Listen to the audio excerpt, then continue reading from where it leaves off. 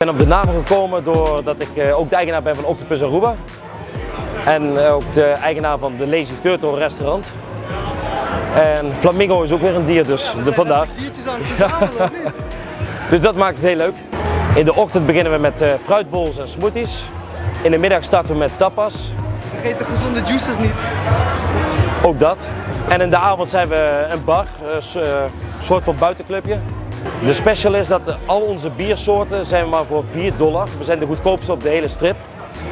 Daar proberen we onze mensen mee te trekken. En we hebben dus geen speciale happy hours. We zijn gewoon de hele dag hebben wij de happy hours.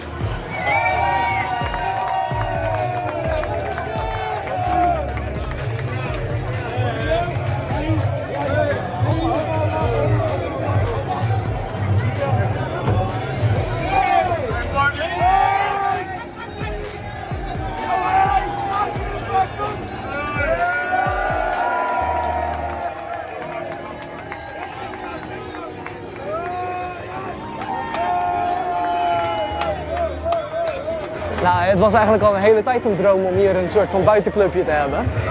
En toen wij de kans kregen om deze over te nemen, tenminste toen mijn neef de kans kreeg, toen heeft hij dat gedaan.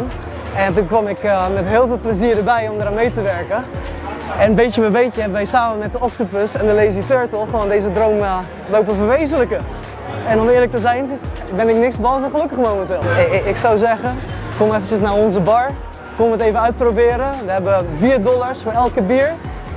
Onze cocktails zijn, we zijn er trots op, laat ik dat zeggen. We zijn er echt heel trots op. En alles wordt hier gewoon met liefde gedaan. Letterlijk van het schoonmaken tot de interactie met de klanten. Als je hier komt, dan is het persoonlijk. Met iedereen. En vergeet de sportsbar niet. Nou, momenteel zou ik met heel veel trots kunnen zeggen dat onze tapas, ze zijn prachtig. En ze staan helaas nog niet op het feest omdat het te veel zou zijn. Maar kom langs en probeer ze één voor één uit. Want ze zijn echt, het is iets waar je voor terug gaat komen. En wat betreft de drinken, dus cocktails, wat is een van de echte, dit is echt van mij. De mojito's. De mojito's. Oké, en elke waar flamingo's op staat op het menu, probeer ze. Probeer ze.